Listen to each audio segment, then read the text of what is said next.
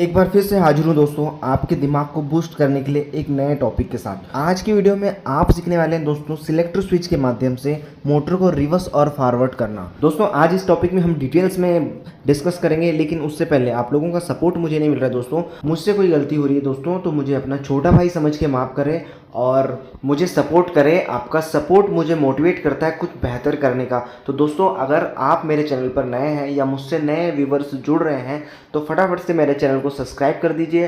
अगर आपको मेरा वीडियो पसंद आएगा तो अपने दोस्तों से मेरा वीडियो शेयर कीजिएगा और पर्सनली कमेंट सेक्शन में जाके बताएं कि मेरा वीडियो आपको कैसा लगा। दोस्तों हम अब चलते हैं अपने टॉपिक की ओर और आज का टॉपिक बहुत मज़ेदार होगा, तो वीडियो के लास्ट तक बने रहें और बिल्कुल भी स्किप ना करें, क्योंकि अगर आप स्किप करोगे तो आपका नॉलेज अधूरा रह जाएगा। सबसे पहले तो आप समझ लीजिए कि मोटर दोनों डायरेक्शन में घूमती कैसे है। दोस्तों कोई भी मोटर को डायरेक्शन चेंज करने के लिए हमें फेज सीक्वेंस को बदलना पड़ता है। मतलब कि अगर आप मोटर में आर वाई भी कनेक्शन करते हो तो मान लो मोटर फॉरवर्ड कंडीशन में घूम रही है, लेकिन अगर आप उसका फेज सीक्वेंस बदल देते हैं, आर बी वाई कर देंगे, मोटर के आपको डायरेक्शन में भी बदलाव नज़र आएगा। तो दोस्तों यही तरीका होता है रिवर्स और फॉरवर्ड करने का, और हम यह रिवर्स और फॉरवर्ड करेंगे किसी कॉन्टेक्टर के थ्रू। कॉन्टेक्टर में हम दो कॉन्टेक्टर यूज़ करेंगे, जिसमें से एक कॉन्टेक्टर को हम फॉरवर्ड के लिए यूज़ करेंगे और एक कॉन्टेक्टर को रिवर्स के लिए यूज़ करेंगे। साथ में हम एक ओवरलोड रिले यूज़ करेंगे दोस्तों, जिसका काम ओवर करंट होने पे मोटर को बंद करना होता है। दो एडम ब्लॉक यूज़ करेंगे दोस्तों, जिसमें 1 NO और 1 NC होता है। हम इसको कॉन्टेक्टर में लगा देते हैं, एक फॉरवर्ड में और एक रिवर्स में। साथ में हम एक सिंगल पोल की MCB यूज़ करेंगे दोस्तों। इस MCB का यूज़ हम पर्सनली कॉन्टेक्टर में कंट्रोल वायरिंग करने के लिए यूज़ करेंगे। और साथ में हम एक इमरजेंसी स्विच लेते हैं दोस्तों। इमरजेंसी स्विच इसलिए लिया जाता है कभी भी कोई भी क्रिटिकल कंडीशन में जब मशीन में कोई दिक्कत आ जाए तो हम इमरजेंसी स्विच को सडनली बंद करके हम मशीन को बंद कर सकते हैं। और हम एक सिलेक्टर स्विच यूज़ करेंगे दोस्तों, जो 3 वे डायरेक्शन में होगा दोस्तों। मतलब कि उस सिलेक्टर स्विच से हम फॉरवर्ड फिर ऑफ फिर रिवर्स कर सकते हैं। और दोस्तों हम ऊपर 3 फेस सप्लाई और एक न्यूट्रल ले लेते हैं, जो लाइन के माध्यम से आपको ऊपर दिख रहा होगा। दोस्तों हम इस वायरिंग को ना 2 टाइप से समझते हैं दोस्तों। अगर मैं आपको पावर कंट्रोल वायरिंग साथ में दिखा दूं, समझा दूं, तो आपको समझ में नहीं आएगा। तो सबसे पहले हम करेंगे पावर वायरिंग और उसके बाद करेंगे कंट्रोल वायरिंग। पावर वायरिंग बहुत ही ईजी है, ज़्यादा कठिन नहीं है, आप समझ जाओगे मैं कैसे करना है। पावर वायरिंग करने के लिए दोस्तों हम एक MCB ले लेते हैं जो कि 3 पोल की है, और आउटपुट में हम लोड कनेक्शन मोटर ले लेते हैं दोस्तों, जिसका टर्मिनल कुछ इस प्रकार का है। तो दोस्तों अब हम स्टार्ट करते हैं पावर वायरिंग करना। तो सबसे पहले आपको समझना पड़ेगा कि हमें कहाँ पे कैसे जोड़ना है वायरिंग को।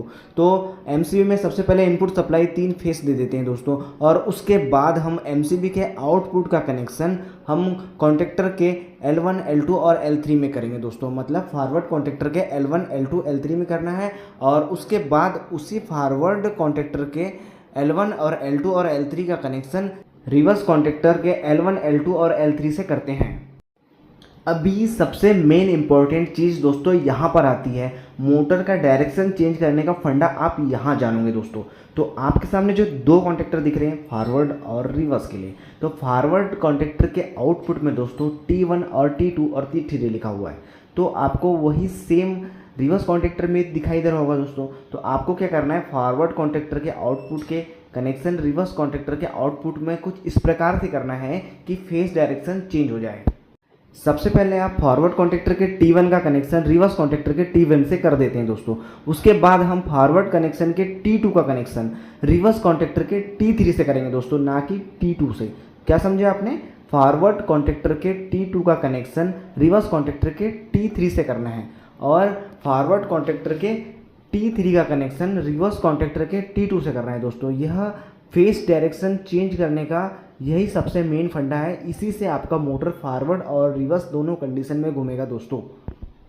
उसके बाद हमने जो ओवरलोड रिले लिए थे दोस्तों, उसको दोनों कॉन्टेक्टर के आउटपुट में लगा देना है, और रिले में T1, T2 का कनेक्शन हम मोटर से कर देते हैं दोस्तों।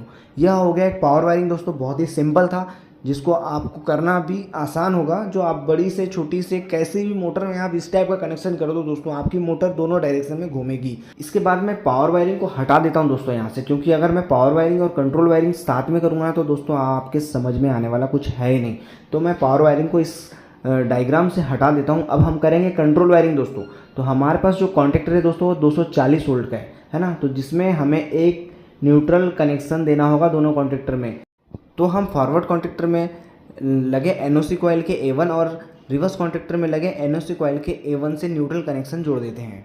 उसके बाद पावर वायरिंग के लिए जो हमने मेन MCB यूज़ किए हैं दोस्तों, उस MCB के आउटपुट का कनेक्शन कंट्रोल के लिए हमने जो सिंगल पोल का MCB यूज़ किए हैं दोस्तों, उसके इनपुट कनेक्शन से जोड़ देते हैं। उसके बाद इस MCB के आउटपुट का कनेक्शन हम रिले के 95 से कनेक्ट करेंगे दोस्तों। जैसा कि रिले में 95 और 96 एक NC पॉइंट होता है, तो 96 का कनेक्शन हम इमरजेंसी स्विच के एक पॉइंट से कर देते हैं दोस्तों आपको वायरिंग थोड़ी डिफ़िकल्ट लग रही होगी, लेकिन इसका मतलब ये नहीं कि आप बीच में वीडियो को स्किप कर दो।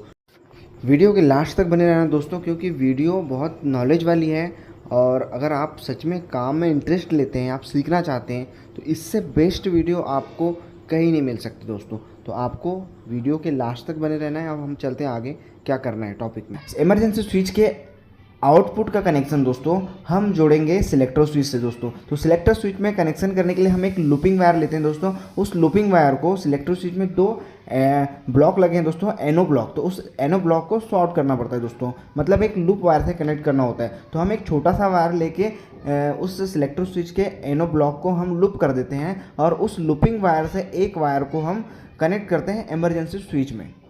दोस्तों सिलेक्टर स्विच तक हमारे पास पावर आ चुकी है। अब हमें सिलेक्टर स्विच से पावर को कॉन्टेक्टर में ले जाना है दोस्तों। और मैंने आपको बताया है कि यह सिलेक्टर स्विच 3 डायरेक्शन में काम करता है दोस्तों। हम इस सिलेक्टर स्विच को अगर क्लॉक डायरेक्शन में घुमाते हैं दोस्तों, तो हमें आउटपुट से जो आउटपुट में लगा ब्लॉक NO ब्लॉक है दोस्तों, वो हमें फॉरवर्ड के लिए एक पावर सप्लाई देगा। और हम इसे सेंटर में रखते हैं तो यह ऑफ कंडीशन में होगा दोस्तों। और हमें इसे एंटी क्लॉक घुमाते हैं तो यह एंटी क्लॉक में लगे NO से हमें सप्लाई देगा, जो कि हम सबसे पहले क्लॉक वाइज डायरेक्शन में लगे NO ब्लॉक से हम एक कनेक्शन वायर को रिवर्स कॉन्टैक्टर में लगे एडम ब्लॉक के NC से होते हुए दोस्तों NC के एक पॉइंट में कनेक्शन करते हैं। सेकंड पॉइंट का कनेक्शन हम फॉरवर्ड कॉन्टैक्टर के NOC कॉइल के A1 में कनेक्ट कर देते हैं दोस्तों।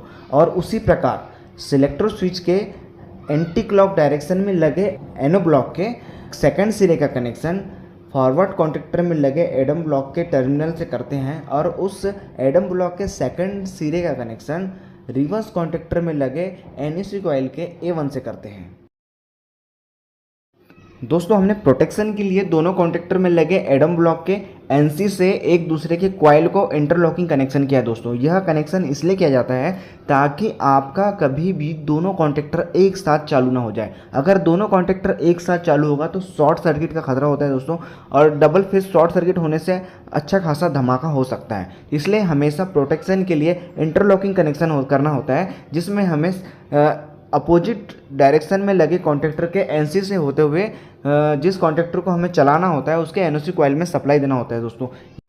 यह वीडियो काफ़ी लंबा हो गया दोस्तों। लंबा होने का कारण है क्योंकि इसमें बहुत सारा टॉपिक है जो आपको डिटेल में समझाने की कोशिश किया मैंने। तो दोस्तों मेरा वीडियो आपको कैसा लगा कमेंट में जाके बताना। और अगर जो मेरे चैनल पर नया है, जो मेरे वीडियो को अभी तक वॉच किया दोस्तों, मैं वो सारे व्यूअरों को थैंक यू सो मच कहना चाहता हूँ दोस्तों। और आने वाली वीडियो बहुत ही नॉलेज वाली होगी, तो आप कृपया मेरे चैनल को सब्सक्राइब कर दीजिए और मुझसे जुड़े हम नए टॉपिक में फिर से बात करेंगे। हम मिलते हैं नेक्स्ट वीडियो में, तब तक के लिए बाय बाय।